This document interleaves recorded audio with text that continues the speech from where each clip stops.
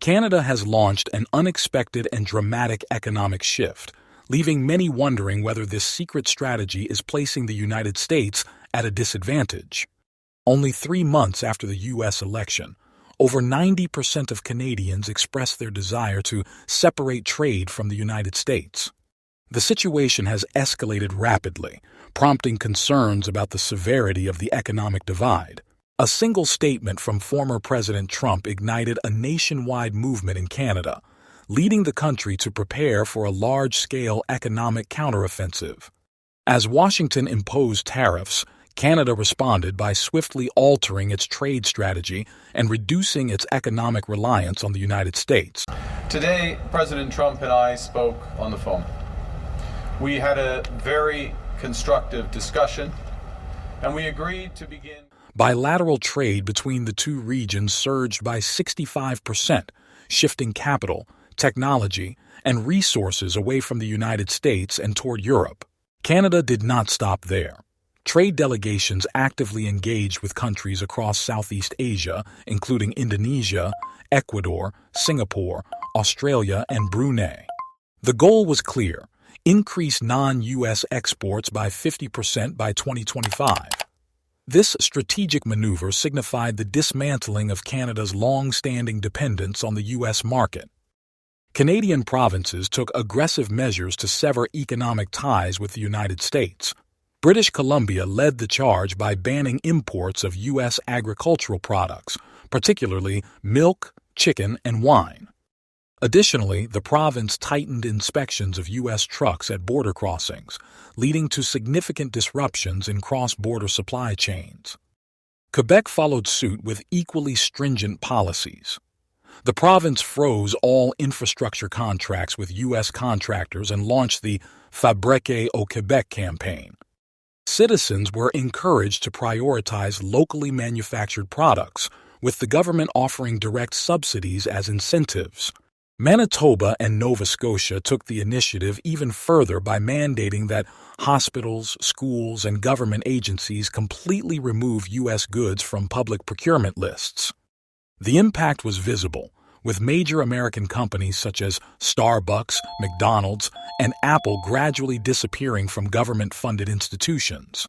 On April 28, 2025, an emergency general election took place at an unprecedented pace in modern Canadian history. The election was not just a political event.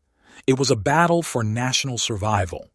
Newly appointed Prime Minister Mark Carney made a decisive declaration, announcing the elimination of the carbon tax for consumers, small businesses, and farmers.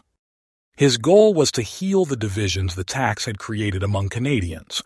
Furthermore, he reversed the increase in capital gains tax to incentivize business growth and risk-taking among entrepreneurs. Carney, representing the Liberal Party, made a bold statement emphasizing Canada's sovereignty. He assured the public that Canada would never become a part of the United States in any form. Conservative Party leader Pierre Poilievre, often compared to Trump, also opposed any potential annexation, calling it both absurd and offensive. His party proposed a series of retaliatory trade measures aimed at reducing expenditures and strengthening domestic production. Meanwhile, New Democratic Party leader Jagmeet Singh took an even more radical stance. He proposed banning Trump from attending the G7 summit in Alberta and advocated for halting the export of strategic minerals, which would have significant consequences for the U.S. technology and defense industries. The Canadian public transitioned from outrage to organized action.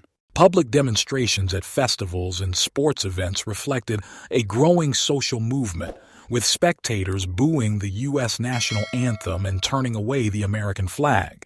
These gestures were not just symbolic. They signified a profound transformation in Canadian sentiment. Canada was sending a powerful message to the United States. The era of economic dependence was over. If the U.S. sought to rebuild relations, it would have to adopt a strategy based on respect rather than pressure.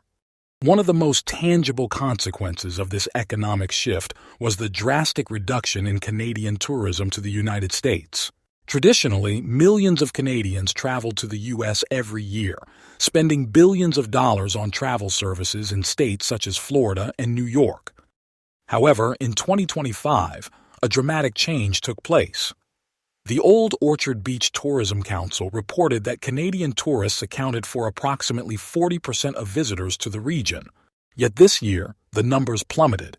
Hotel owners, such as Sterling Morse in Maine, reported that over 90% of their Canadian customers had canceled their trips, causing severe financial losses for local businesses. This decline in tourism was more than an economic issue. It was a deliberate political statement. Trade tensions and inflammatory rhetoric from politicians had pushed many Canadians to reevaluate their relationship with the United States. For many, traveling to the U.S. had long represented a recognition of a peaceful and cooperative relationship between the two countries. However, escalating international tensions had eroded this sense of goodwill, prompting Canadians to boycott U.S. travel as a form of protest against the administration's policies. The impact of this travel boycott extended beyond tourism, affecting multiple sectors of the economy. The Maine Tourism Council estimated that Canadian visitors contributed approximately $1.2 billion annually to the local economy. Each Canadian tourist not only spent money at resorts but also patronized restaurants, shops, and entertainment attractions. The sharp decline in Canadian visitors threatened the survival of many businesses, forcing them to either seek alternative customers or accept significant financial losses. The absence of Canadian tourists not only reduced revenue, but also placed small businesses at risk of closure, deepening the economic struggles of affected regions. This shift in consumer behavior underscored a new reality. Tourism had evolved into a political tool. The boycott was not merely about avoiding a destination, it was about making a statement. Countries around the world were beginning to recognize the power of tourism as a form of political leverage. Canada's decision to withdraw economic support from the U.S. travel industry signaled broader implications for international relations. If other nations adopted similar strategies, the United States could face widespread economic repercussions. With 40% of Old Orchard Beach's tourists being Canadian, the consequences of this boycott extended beyond financial losses. The movement sent a clear message of dissatisfaction with U.S. national policies, demonstrating that tourism could now serve as an expression of political resistance. The Canadian people had turned consumer choice into a mechanism for demanding respect and fair treatment from their largest trading partner. The economic impact of Canada's actions went far beyond the tourism sector. Over $700 billion in trade and more than 100,000 jobs now hung in the balance.